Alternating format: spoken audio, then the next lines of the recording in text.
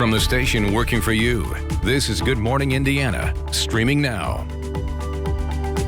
And good morning, I'm Lauren Casey. It is Friday. Thanks for joining our team here on Good Morning Indiana. Let's talk about some of the top stories before we get into the show this morning, starting with a double homicide. This happened over on the city's west side of town. Police are still investigating, and the police at the scene tell WRTV that a young man and a woman were found shot on West Michigan Street near North Rochester Avenue. This all happened around 1:15 this morning. We don't have many other details at this time, but of course, if we get new information or as we get new information, we will let you know. You can also call Crime Stoppers if you know anything about what happened here. We want to talk about heading back to school, safely back to school, and Indianapolis public schools are planning to start their school year completely virtually this coming Monday. So students will be participating in that remote learning. District leaders did hold a Zoom meeting last night to give parents and students a little bit better idea of what they're going to expect as they hop online for those virtual classes and assignments. Our Alyssa Donovan is going to be breaking down what parents and students can expect. We'll also be talking about the devices that IPS handed out to make sure that all students can participate in virtual learning. Now, we also found out that Greenfield Central High School over in Hancock County, they're going to actually be switching to a hybrid learning plan on Monday. So we'll also talk about what some of the other school districts are doing around the state. We do want to take a turn right now to our forecast for our Friday. And Todd, we had a pretty sunny summer-like day yesterday. What can we expect for our Friday? You know, very similar to yesterday here, Lauren, as we'll have warm temperatures. We'll have the humidity around, and it's muggy already this morning. Yesterday, we were dealing with that real comfortable air mass that was in place with the cooler temperatures and the lower humidity. Not the case this morning. Temperatures in the 60s and 70s, 74 in Bloomington, 72 in Indy right now, 66 in Logansport. And you see a few specks of green on the map there. That's more feedback than anything. So as we go throughout the day today, partly sunny skies. A spotty storm will develop here throughout the course of the day in some areas, especially down to the south. We'll talk more about those storm chances for you with temperatures again up into the 80s. We'll look ahead to your weekend as well, coming up in just a few minutes. All right, Todd, thanks so much. We also are looking at hiring Hoosiers and our Rebound Indiana series, where we're helping you get out of this pandemic and on the other side. And so our Mark Mullins is actually going to be taking a look at a company that's hiring right now, and that's Xfinity, how you can apply for one of their many open jobs and what the company is doing to survive this pandemic. That's all coming up, plus news, weather, and traffic right here on Good Morning Indiana. From the station working for you, this is Good Morning Indiana, streaming now. And now at 4:30, IMPD is investigating a double homicide from overnight. We have the latest on that deadly West Side shooting. IPS parents and students are preparing to begin remote learning in just a few days. What the district says they're doing to ensure families are set up for school success. And Indiana is seeing another jump in COVID-19 cases, what health officials say could cause another spike in a few weeks. But first, here at 4:30, thanks for joining our team on Good Morning Indiana. I'm Lauren Casey, and Todd Clausen is standing by in studio with me this morning.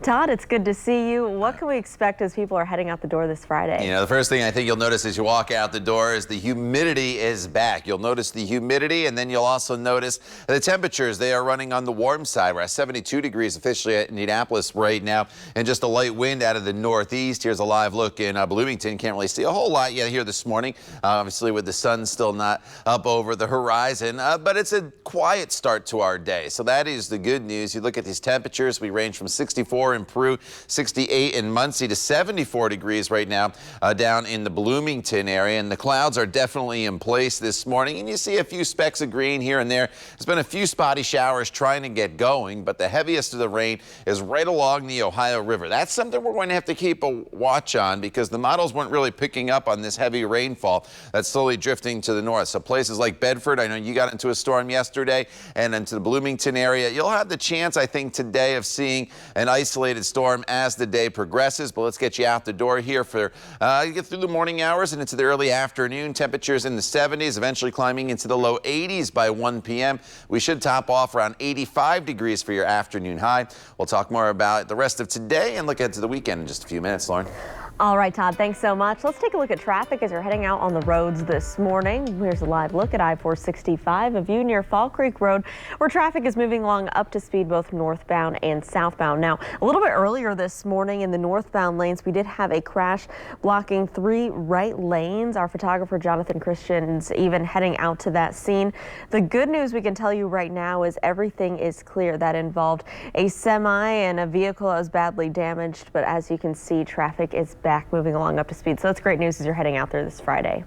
It is 4:32. New from overnight, Indianapolis police are investigating a double homicide on the city's west side. Police on the scene tell WRTV that a young man and a woman were found shot in the 3600 block of West Michigan Street. This happened around 1:15 this morning. Both victims were pronounced dead at the scene. Detectives are interviewing neighbors to find out what may have led up to that shooting. Well, in just 3 days, Indianapolis Public Schools will start their school year with students doing everything remotely. District leaders held a virtual meeting last night to give parents a better idea of what the classes are going to look like for their students. Chief Academics Officer Dr. Warren Morgan says that teachers and other staff have already been reaching out to families to prepare them for the year ahead. The district also says they're making sure that students who may need a little extra attention are a top priority.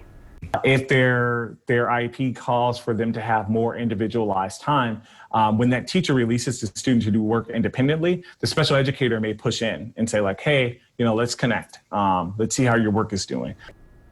Well, IPS plans to stay virtual until at least October 2nd. At that time, they'll look at the coronavirus numbers and make a decision on if they'll go back to in-person learning. IPS is making sure students will not miss out on meals during that remote learning period. The district announcing a food service team will provide breakfast and lunch to all IPS students starting on Monday. Prepackaged meals will be distributed from noon to 3 Mondays and Wednesdays and 9 a.m. to noon Tuesdays and Thursdays. When picking up meals, students or their guardians must provide the student's name and grade and the school they attend. And meal pickup is only allowed 2 times per week. Pickup sites will be on the parking lots of more than 55 IPS schools. It is 4:34. State Representative Terry Gooden says that he tested positive for COVID-19. The Democratic lawmaker from Southern Indiana says that he tested positive Monday after being notified of possible contact. He said for several days he had flu-like symptoms and a, quote, skull-cracking headache, chills, and a fever. Gooden says he's currently isolated at home. He's also the superintendent of Crothersville Community Schools, but says that he did not have contact with any staff or students. 14 inmates have tested positive for COVID-19 at the Madison County Jail in downtown Anderson. Sheriff Scott Mellinger says that 2 have definite symptoms. 15 other inmates who are exposed are expected to be tested today. The sheriff says he's reaching out to county judges to see if nonviolent offenders can be released because of this outbreak. Well, Indiana is again seeing an increase in cases, with the latest reports showing more than 1,000 new coronavirus cases. The State Department of Health confirmed 1,046 new cases yesterday, bringing the total to more than 77,000. 20 new deaths were also reported. The death toll now stands at nearly 2,900. This week, the state health commissioner said she's concerned about a possible spike with another holiday weekend coming up in a few weeks. We have been able to link many of these cases to holiday gatherings, graduation parties, and weddings. My fear is that we will see another spike after Labor Day if people continue to ignore our guidance. If we want to get all of our kids back in the classroom and reopen all of our businesses with workers in the office, we cannot behave as if things are normal. Free COVID testing is still available across the state to anyone who lives or works in Indiana. There are no other requirements. You can register by going to lhi.care/COVID testing or by calling 888-634-1116. At 4:35, a new forecast from the CDC predicting up to 200,000 deaths in the U.S. by Labor Day. This comes as parents and teachers are getting new guidance on how to best keep their kids safe. ABC's Andrea Fujii has the latest. This morning, a grim trend in America. More than 1,000 people dying from coronavirus every day in the past 2 weeks. Although fewer states are reporting increasing cases, 17 states are seeing an increase in hospitalizations, and 21 states, plus D.C. and Puerto Rico, are seeing more daily deaths. This as many schools are still struggling with the task of bringing students back. Dr. Anthony Fauci advising on the best way to reopen. You're in a red zone. I think you really better be careful and try to get your county your city, your state, down to a yellow or green. Fauci also interviewed by actor Matthew McConaughey Thursday. You want to open the bars or you want to open the schools? In Florida, Tampa area schools now forced by the state to open or risk losing millions in federal funds. But for some schools that have already reopened, swift setbacks. At least 2,400 students and staff quarantined across at least 6 states. In Mesa, Arizona, personal protective equipment now being stored in a warehouse for schools throughout the district. We've been ordering all summer in anticipation of return to in-person. The American Academy of Pediatrics now recommending all children older than 2 wear masks, saying face coverings should be part of their new normal, like seatbelts or bike helmets. Researchers at Children's Hospital of Philadelphia say with fall approaching, the virus could spread fast in Chicago, Boston, and Baltimore. They only have weeks left before the nights get colder, and the transmission dynamics may actually worsen. Coronavirus also forcing school sports to make big adjustments. The NCAA president announcing there won't be any fall championships this year because there aren't enough schools participating. Andrea Fujii, ABC News, New York. It is 4:38. A contract to make ventilators at General Motors plant in Kokomo ends this month, but the production of life-saving equipment will go on. A GM spokesperson says the manufacturing will continue because the need continues. General Motors and a company called Bentex started the project in mid-March as the demand for ventilators increased across the country. It required many changes at the plant in Kokomo, including transforming the factory and hiring more than 1,000 team members. Well, the Rebound Indiana is sharing resources for nonprofit organizations. We know some are struggling to serve the community because of the economic impact of COVID-19. The United Way of Central Indiana and the City of Indianapolis are still offering a Restart grant to nonprofits, but the deadline to apply is tomorrow. The funding is already helping organizations across the city like St. Mary's Child Center. The center used the money to stock up on cleaning supplies and pay for professional sanitation services. We received $10,000 of this grant, and I don't know how we would have done it without it. And of course, we want it to be the best environment possible, so we are so very, very grateful. To apply for a Restart grant, you must be a nonprofit located in Marion County. You can find more information and a link to apply on our website. Just go to WRTV.com. The battle over mail-in ballots continues ahead of the presidential election. Coming up, why President Trump says he now wants to block millions of dollars from the U.S. Post Office. And health professionals say wearing masks for long periods of time could cause some issues for your mouth. Still ahead, the problems they're seeing and what you can do to prevent them. Todd. And Lauren, there's some heavy rainfall this morning right along the Ohio River with our Kentucky border moving up towards Louisville and into the New Albany area. We'll let you know how this is going to impact our forecast as we go not only through the morning, but into your weekend as well. It's all coming up when Good Morning Indiana continues.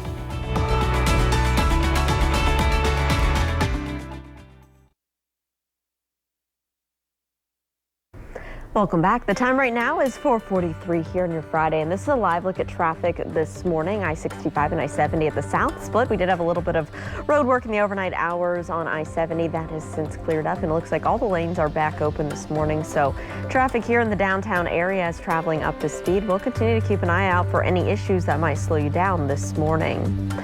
So President Trump making bold admissions saying that he now wants to block new funding for the U.S. Post Office to prevent expanded mail-in voting during the pandemic. His opponent, Joe Biden, claiming the president is trying to discredit the election. ABC's Inez de la Cotera is in Washington now with the latest. As the debate over how to hold a safe election during the pandemic continues, President Trump now telling Fox News he wants to block billions of dollars from the U.S. Post Office to try and prevent Democrats from expanding mail-in voting during the pandemic. They need that money in order to have the post office work so it can take all of these millions and millions of ballots. Now, if we don't make a deal, that means they don't get the money. That means they can't have universal mail-in voting. Trump has repeatedly, without evidence, claimed that mail-in ballots would lead to widespread voter fraud. The president is afraid of the American people, so he wants to put obstacles of participation. The president's 2020 opponent calling the move an assault on our democracy. Pure Trump. Okay, guys, let's go. Let's go. Come on. He doesn't want an election. In Pennsylvania, the U.S. Postal Service has already warned the state that mail-in ballots may not be delivered on time because of the state's current election deadlines. This as the pandemic takes center stage on the campaign trail. The vice president has been saying since the beginning of this pandemic it should be the public health professionals that are leading policy in our country to address this lethal pandemic. Biden now calling on all governors to impose an immediate mask mandate. Every single American should be wearing a mask when they're outside for the next 3 months at a minimum. Every governor should mandate mandatory mask wearing. The president slamming the proposal. Biden's approach is regressive. It's anti-scientific. While Joe Biden has been playing politics from the sidelines, he has no clue. Meanwhile, as the Department of Justice continues its investigation into the origins of the 2016 Trump-Russia probe, Attorney General Bill Barr revealing he may reveal some of those findings today. Democrats worry it could be an attempt to sway voters between now and the November election with last-minute announcements. Inez de la Cuetara, ABC News, Washington. At 4:45, for some minorities, voting by mail brings additional hurdles to the ballots. More than half of American Indians and Alaska Natives in the U.S. live in rural areas, and these are areas where they don't necessarily have a street address to include on their voter registration form. Advocacy groups like the Rural Utah Project are looking at options like plus codes to reach Native American voters. Plus codes are addresses based on shortened latitude and longitude coordinates. It could help place people in the correct voting district, register them, and get them counted in the census. Some medical professionals are seeing some new issues related to wearing a mask for long periods of time, things like bad breath, tooth decay, and gum inflammation from bacteria. One issue is that people may be breathing more through their mouth instead of their nose while they have a mask on, and that can create dry mouth, and you need saliva to help rinse off your teeth. Doctors say to combat that, just stay hydrated. American Airlines is waiting on the next stimulus deal to decide if cuts to flights will happen at several U.S. airports. The airline says if its relief money isn't extended, it will no longer fly to 30 of the country's smaller cities. Its current aid is set to expire at the end of next month, along with a federal requirement saying that they must provide service to those cities. American Airlines wants $5.8 billion from the government to help with payroll. At 4:47, it is time to check in on our forecast with Todd Clausen. Todd, we got a beautiful shot of the track there. Yeah, I love this shot. It's absolutely beautiful with the pylon lit up there on the front stretch, Lauren. You got the American flag here going into turn one, and they had 2 great days of practice so far at the track, and we should be able to carry that over into today as well, as we're only expecting the chance of a spot storm in the forecast. More on that in just a second. The first thing you'll notice as you walk out the door, and that's what I noticed, was the humidity. A lot higher. Yesterday, temperatures got down into the upper 50s to the north. The humidity was low. It was really comfortable. Not the case here this morning. 74 in Bloomington, 71 in Lafayette. Right now, officially at the airport in Indianapolis, we're sitting at 72 degrees, and it's 68 over in the Muncie area. So over the course of the next couple hours, we'll see our temperatures hold fairly steady while the sun is still down. Once the sun comes up with sunrise, which is right around 7 o'clock here this morning, you can see how those temperatures start to moderate pretty quickly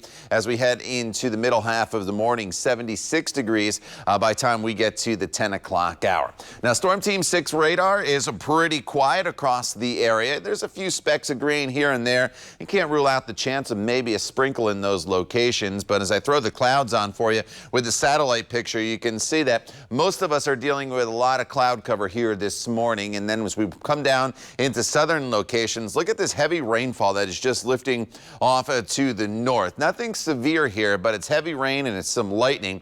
And some of this is going to try to make its way into the Bedford area up towards Bloomington as well. So that's something I need to keep an eye on for you if you live in southern locations. Model's not really picking up on this heavy rainfall. So as we go throughout the course of the next few hours, it's not another question that you could get into a few brief downpours in southern Indiana. But as we go to TrueCast, watch what happens throughout the day. Really, that rain to our south, the models are just giving a glancing blow here to parts of central Indiana, and then it shifts off towards the east as we get into the afternoon hours there at 3:30. So today, I think the big take from the forecast is there's a lot of dry hours. The further south you are and the further east you are, a little better potential of some scattered storms building into the forecast here this afternoon for you, with temperatures that'll be warming up into the mid-80s for your high temperature today, which is seasonable for this time of year. Overnight tonight, mostly cloudy, near average with a temperature of 67 degrees. And then as we break down your forecast for tomorrow, there's a good amount of sunshine for your Saturday, but there's also the chance once again of a few scattered storms building in. And then we keep those storms in the forecast on Sunday as well. That's when the cold front makes its way through the area. But once that front is through, an absolutely beautiful stretch of August weather next week, Monday through Thursday, lots of sunshine, Lauren, temperatures in the upper 70s to low 80s, with low temperatures a few days there all the way down into the 50s. All right, Todd, thanks so much. Let's take a look at traffic as you're heading out on the roads this Friday. This is our INDOT traffic camera at I-465 and Ditch Road. You can see traffic here on the north side is moving along up to speed both eastbound and westbound, already picking up a little bit early this morning. No issues for your commute in this spot. Well, the annual tribute in light at the site of the World Trade Center is canceled this year due to COVID-19. The 9/11 Memorial Museum says a large crew is required to create the twin beams of light, and organizers don't want to put those crew members at risk. The museum says it hopes to honor the victims with the Tribute of Light next year. That will mark 20 years since the 9/11 attacks. There will be no fans in the stands for Tom Brady's debut with the Tampa Bay Buccaneers on September 13th. The Bucs are scheduled to play the New Orleans Saints, who just announced they will not let fans inside the Mercedes-Benz Superdome for the opening game. It will be Brady's first game with Tampa Bay after 2 decades with the New England Patriots.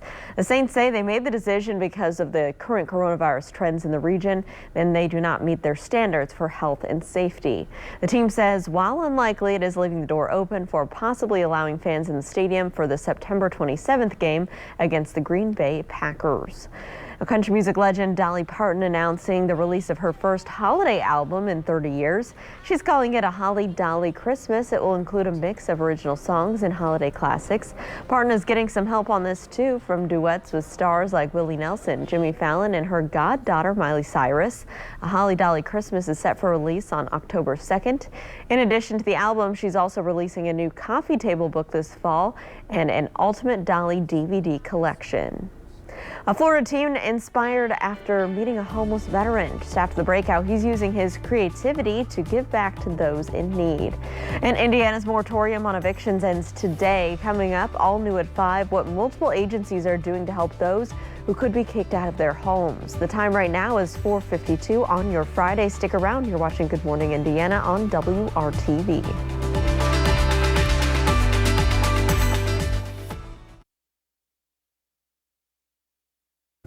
Welcome back. A Florida teenager is using his talents to support his heroes. 15-year-old Lorenzo Liberty makes these handcrafted wooden American flags himself. He began making them after meeting a homeless veteran, and it inspired him to show his support. He's made about 60 homemade flags since then, and he's raised more than $13,000 in donations benefiting veterans, special needs children, and pandemic first responders. Those are pretty cool. All right, Todd, it is Friday, and we're looking ahead to a weekend. What can folks expect? You know, as we go throughout the course of the weekend, Lauren, there will be some scattered storms around today, Saturday, and Sunday. No day is a washout, though. It's very summer-like with temperatures in the mid-80s. But a cold front moves through on Sunday, and once that cold front goes through, look at the beautiful stretch of weather Monday, Tuesday, Wednesday, and Thursday of next week. Nothing but sunshine. Temperatures that'll be very comfortable in the upper 70s to low 80s, and a few mornings lows even down in the 50s. But again, don't cancel any plans. We'll talk more about these storms the next couple days as we continue here on Good Morning Indiana. You're watching WRTV.